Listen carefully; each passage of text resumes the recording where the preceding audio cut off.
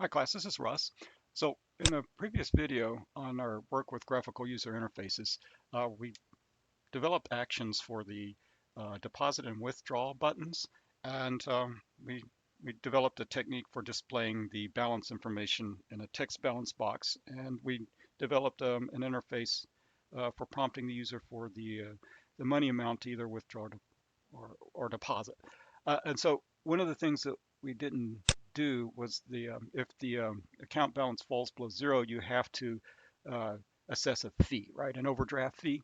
And so what I thought we could do is, since in the module, well, not here, but in the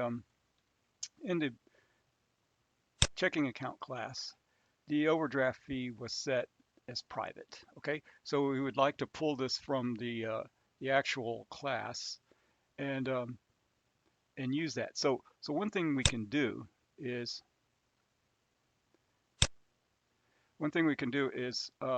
there's a nice little feature of the Eclipse IDE is that we can go into if we highlight the checking account class, we can create a getter and setter for the overdraft fee. There currently isn't one in this particular class. So do this, go to source, okay, and go to this um, item right here, this option, and under the source item under in the menu bar, and then hit generate getters and setters. And let's generate getters and setters for the interest rate and overdraft fee. And we'll make them public and watch what happens.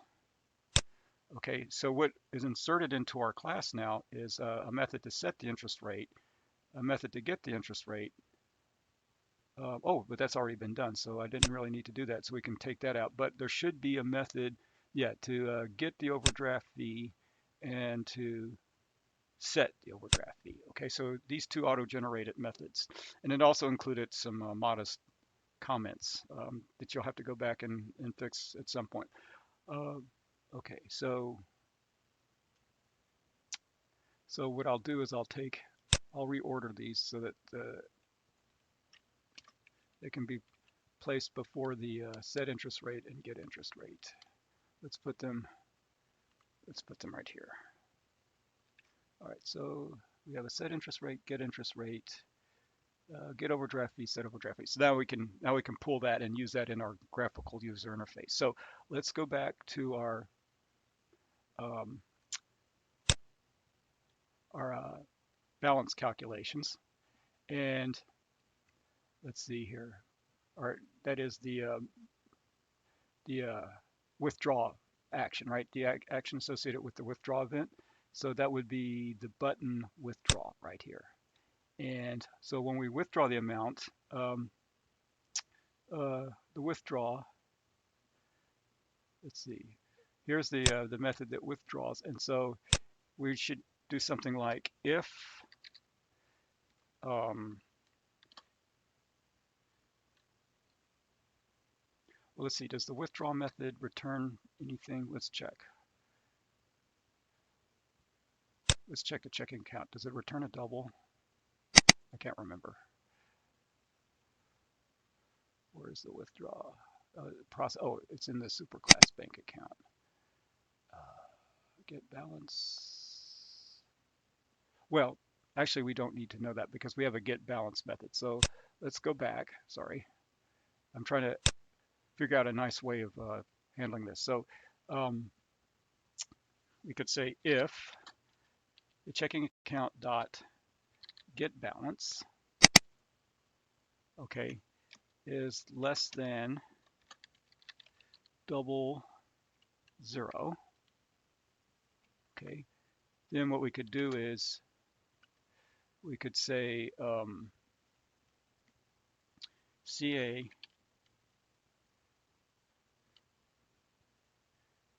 we'll need to set the balance, right? So we'll say, what is it? CA dot, we'll have to set the balance, right? What methods do we have? Set,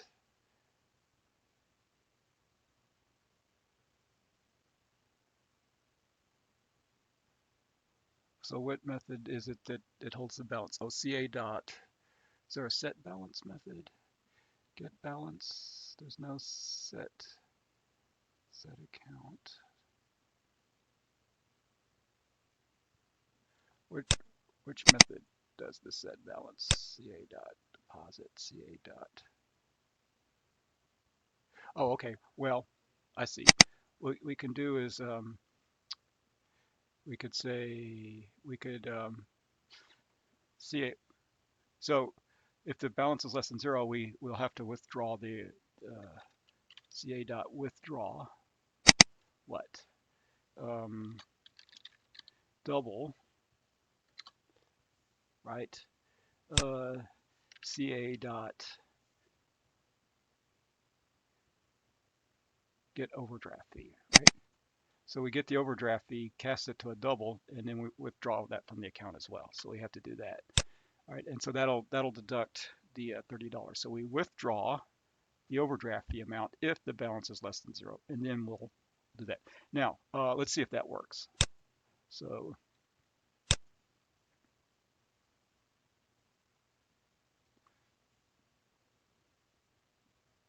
let's deposit $100. Okay, so we deposit that.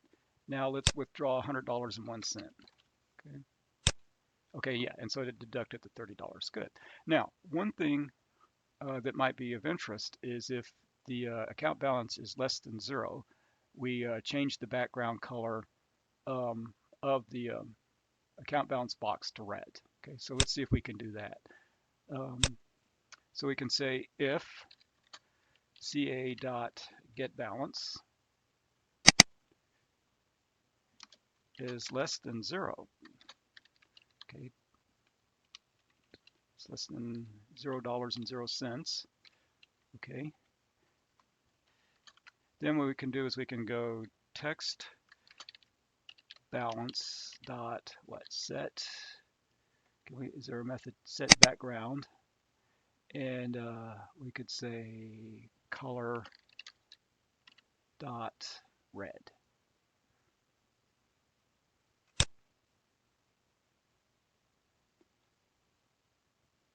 Okay, so where's red? Okay, and then if it's bigger than 0, else we can say text balance dot set. Oops, misspelled it. Text balance dot set background color, and say color dot black, right? And if we use a black background, we need to change our font color. So text balance dot set. Is there a foreground? Set foreground color dot. Is there a white color? Yes. Okay. And so if we're going to be doing this, then in our constructor for the balance text box, we want to set it up initially that way. So where's our balance text box? Right here.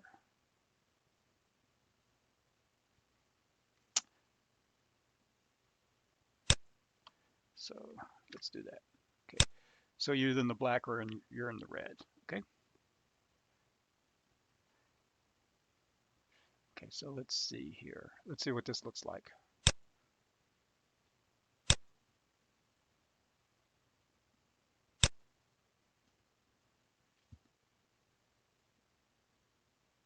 Okay, and so there we go. So right now we're in the black. So if we enter $100 deposit, okay, now if we withdraw $100.01, okay, notice it changes to the red, assesses the overdraft fee. Okay, so now if we go back and we deposit $100.01, let's deposit $130.02. Well, let's deposit $30.02. What happens then? Okay, it didn't change color. So, oh, that's because we need to put the color management in the deposit box as well. So what we need to do is we need to take this logic and put it in the deposit area, I believe. So where's our deposit action? Up here somewhere, right? Where's our deposit? Okay, so right here. Okay, so yeah, so let's try that.